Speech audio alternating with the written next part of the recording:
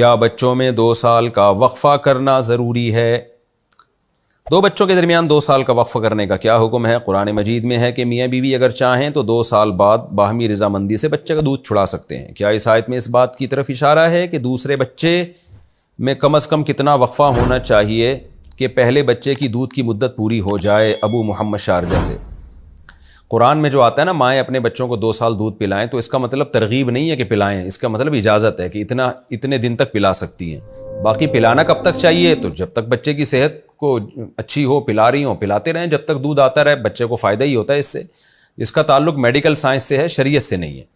باقی یہ کہ 2 سال کا وقفہ کرنا چاہیے تو یہ بات غلط ہے۔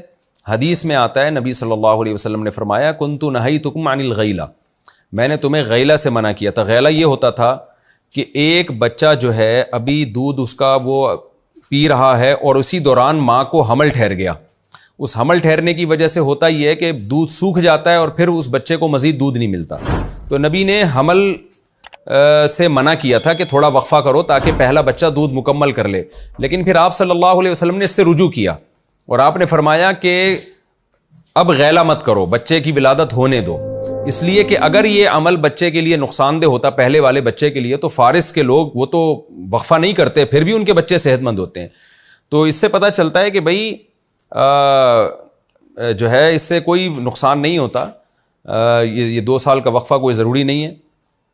کوئی کر لے تو جائز بھی ہے بشرطے کہ یہ نیت نہ ہو کہ میں اب کھلاؤں گا کہاں سے، لیکن یہ کہ اس کی کوئی حقیقت نہیں ہے۔ اگر پریگننسی ہے عورت کو اور دودھ اس کا خشک ہو گیا تو 6 مہینے بھی بچہ اگر بھرپور طریقے سے دودھ پی لیتا ہے تو بھی میں نے خود چائلڈ اسپیشلسٹ ڈاکٹروں سے سنا ہے کہ وہ اس کے لیے کافی ہے، وہ خطرناک کنڈیشن سے بچہ نکل جاتا ہے۔ 6 مہینے تک تو بالکل بچے کو ماں کا دودھ ہی پلانا ہے، اور پھر اس کے بعد ٹھوس غذاؤں کی اہمیت آہستہ آہستہ بچے کے لیے بڑھنا شروع ہو جاتی ہے۔ تو 2 سال تک بچے کو دودھ پلانا کوئی لازمی بھی نہیں ہے اور میڈیکلی کوئی ضروری بھی نہیں ہے۔ مفید بہرحال ہے کہ ادھر ادھر کے دودھ سے بہتر ہے ماں کا دودھ پلائیں، تو ماں دودھ پلاتی رہے۔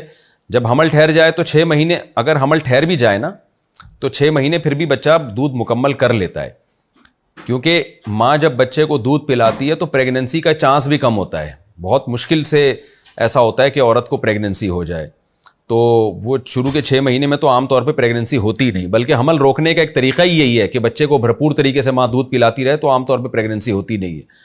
ہو جائے تو یہ اس کی علامت ہے کہ عورت صحت مند ہے، تو پھر اگر دودھ خشک بھی ہو جاتا ہے تو اس میں کوئی نقصان نہیں ہے، تو یہ شرعاً بھی جائز ہے اور میڈیکلی بھی اس میں کوئی نقصان نہیں ہے۔